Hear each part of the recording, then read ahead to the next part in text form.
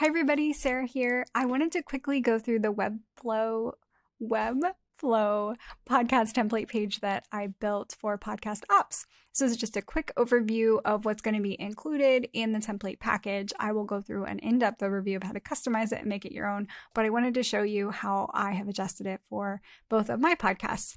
So as you can see here, it's set up with the podcast cover art as like kind of the main focal point for the background. So that's what's here. And then of course, a way to listen to an episode really quickly. So this is the most recent episode along with a tweet button. And from there, we give folks really easy access to be able to see some of the reviews. As you can see, that happens automatically.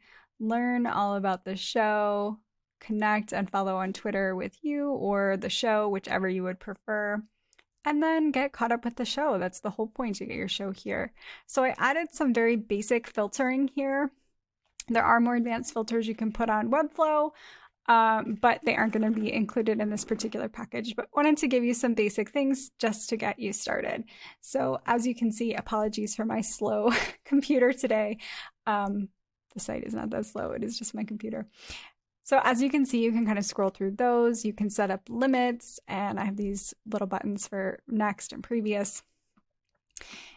The menu bar here drops down and hides as you scroll so that you can quickly find it again.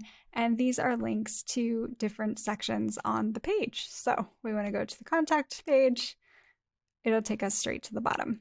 So set this up for you. Again, just a very basic page. The subscribe button here is fully customizable and links out to your show on all of the major platforms. Now, if folks were to click on this and want to listen to an episode, they click here and it would take them over to a new page where it would pop that episode right up to the top. Now, when this happens, it does take probably 5 to 6 seconds to load, depending on how many episodes you have up. That's pretty standard when it's pulling this from your podcast host. It takes a little while to load. Just wanted to warn you. But again, as you can see, it's set up very similar, same navigation functionality.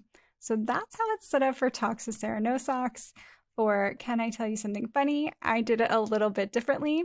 As you can see, I kept some of the hidden branding that I use across both of them. So subscribe is still the same. I just swapped out these links, but you can see you can customize things however you would like. I didn't add the tweet button here, so you can take that off if you prefer or don't have a Twitter account. And again, from there, I've adjusted some of the settings. And for this particular show, I didn't decide to link to the podcast host. I have this linked straight out to Apple. So you can do that as well if you don't want a slow load time.